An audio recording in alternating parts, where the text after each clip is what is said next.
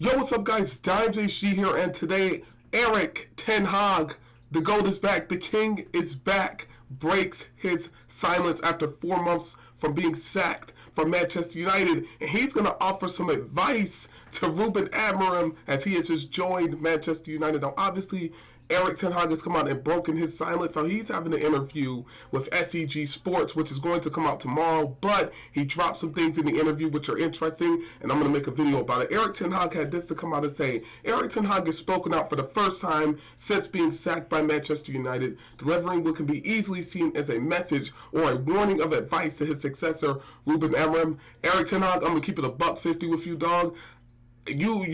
You are the reason this season why we're in 13th place. You giving advice? I don't know, man. I don't know. I put my neck on the line 3 years, and yes, you got an FA Cup, an EFL Cup, but come on, man. Come on. You're part of the reason why we're in 15th place right now. So I know Amorim's doing bad, but you're half the problem too. So the empire is just crumbling. But anyway, the Dutchman lost his job at Old Trafford in October 2024 after a disappointing start to the season. It was a very disappointing start. We were in 13th place, and shit, we've gotten worse. His final game was in charge with a 2-1 loss to West Ham, which left United struggling. In the Premier League, we're still struggling. We're 15th place. Shit, we're closer to the bottom than we are to the top. But anyway, despite winning the Carabao Cup and the FA Cup, I gave him his flowers tonight. He did win 2 trophies in 3 years, but the position he left us in the third season is Hurricane Katrina type damage. 13th place is ridiculous for Manchester United standards, and we're getting worse. The only reason we're not in 16th place right now is on goal difference. We're getting like we could go lower. We go lower, especially if we don't win on Wednesday. So anyway, but following his departure, Man United appointed Ruben Amorim, who had built a strong reputation at Sporting, and he's coming to ruffle feathers. Ruben Amorim's taking this route because obviously you remember Erik Ten Hag with the Ronaldo interview, dealing with the Jadon Sancho situation. Now Ruben Amorim kind of did that with Rashford, saying he'd rather play a 63-year-old over him, and then you got Garnacho leaking lineups. And then it's just a mess. Everybody who comes into Man United, it's a mess right now. And then when they end up leaving, i.e. Rashford, i.e. Anthony, i.e. some of these other guys, McTominay, they end up doing good. Now, if Erik Ten Hag goes to another team and does good, would I be surprised? No, I wouldn't be surprised. Because he did good at first at Man United. Then he ruffled feathers. So, but with Amorim right now, nobody told him to come out and say the things he said about Rashford. Nobody told him to get rid of him, unless the owners did, which we'll never know. We'll never be privy to that, because that's a possibility as well. But because the managers are basically in the guides of the owners. That's what they paid them for. They pay them to take those strays. So it is what it is with that. But anyway, as of now, Manchester United are sitting in 15th place. Things have not gone smoothly for the new boss, Ruben Amorim, trailing league leaders Liverpool by 34 fucking points. We are 34 points behind Liverpool. Do you know how many points that is? 34. You get 3 points for a win. 3, 6, 9, 12. I'm not even going to try to count. That's how many wins is that in a row? Anyway, fans are growing impatient, and Ten Hag's recent comments might add even more pressure on Amorim. Erik Ten Hag is part of the problem. Like I stood on Ten Hag's side the whole time, and I fell with the ship. I went down like the Titanic. I am never doing that again, because that brought stress. That probably brought me some gray hairs. That shit was ridiculous. And I thought it was going to work when he won the EFL Cup and Carabao Cup, and then you see where we are this season. I thought it was going to happen.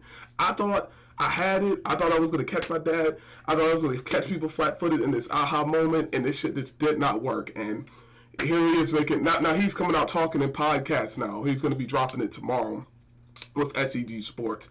But anyway, with Amorim, here's his message. In a teaser for an upcoming interview with SEG Stories, when he does the interview tomorrow, I'll do another interview talking about it.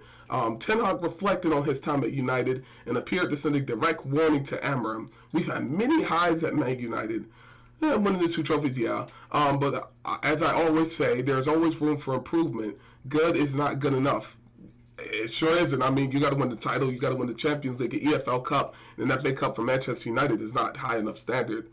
That's not high enough. You got to do better than that. His words suggest that the standards at Old Trafford must always be high. Of course, regardless of the circumstances, it could be seen as advice or even a challenge to Amram, who was struggling to lift the team back to its former glory. Well, this was through the ruins of you, Ten Hag, and I hate to say it, but it's facts. It's facts. It's through the ruins of you. You left the team in 13th place. Now, did Amram come in mid-season in a shaken team who just got off the back of people want to say a dictator manager, because I don't know how Ten Hag was behind the scenes, but if he was that type of dictator, yes sir, no sir, 2 sugars, 3 sugars, no sir. And if Amram's going down this path, you know, with this system or whatever, he's going to end up in the same situation. Now, Erik Ten Hag got an interview. There he is right there. I'm going to play some of the segment.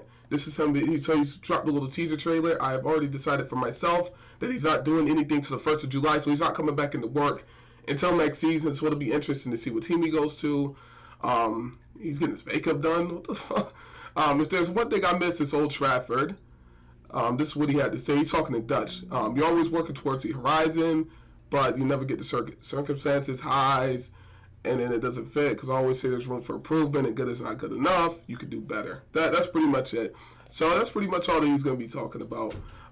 We will see on Tuesday whether the entire SEG story video is released, if the context is indeed how it seems on this. Either way, Ten Hag's point about United standards is indisputable given their struggles post Sir Alex Ferguson.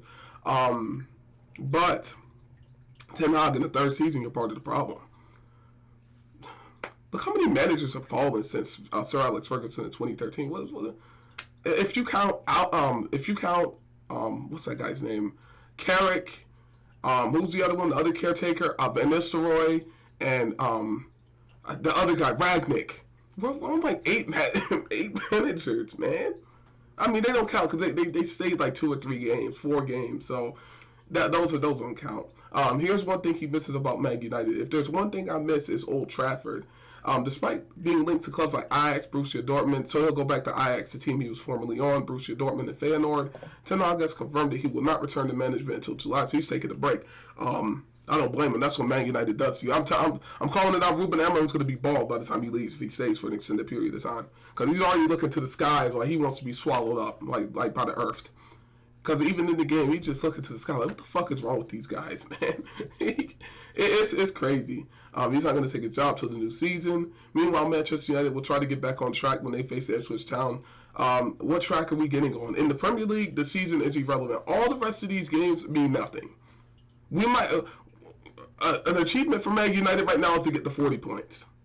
Because the way we're going, we're almost in a relegation battle. But anyway, what do I got to say on this? In terms of what Erik Ten Hag, he had his situations. He had the Sancho, the Ronaldo, all that stuff.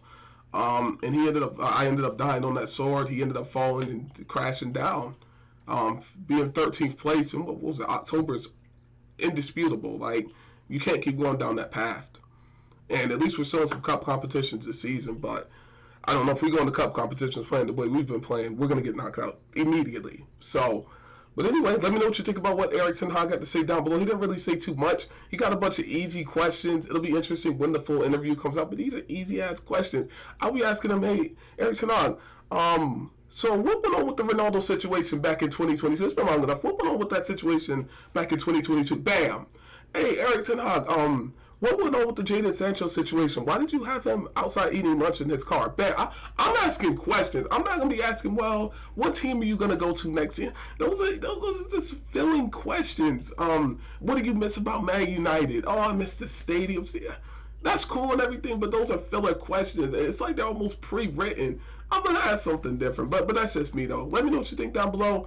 Erik Ten Hag breaks his silence, and plus, he can't really say too much because I'm pretty sure Man United has a non-disclosure agreement of what he can say and what he can't say. See, I forgot about that. So I'm pretty sure he's pretty much tongue-tied because he can't say too much. Because I know he probably wants to unleash. I know he's pissed because I would be pissed. But he's probably over it by now. But you know, at first he was pissed. Like, these players got me sacked. So, because ultimately these players, man, some of these players need to look in the mirror. But anyway, let me know what you think down below. It's been with you guys. Thank you guys so much for watching. Let me know what you think down below, and I'm out. Peace out.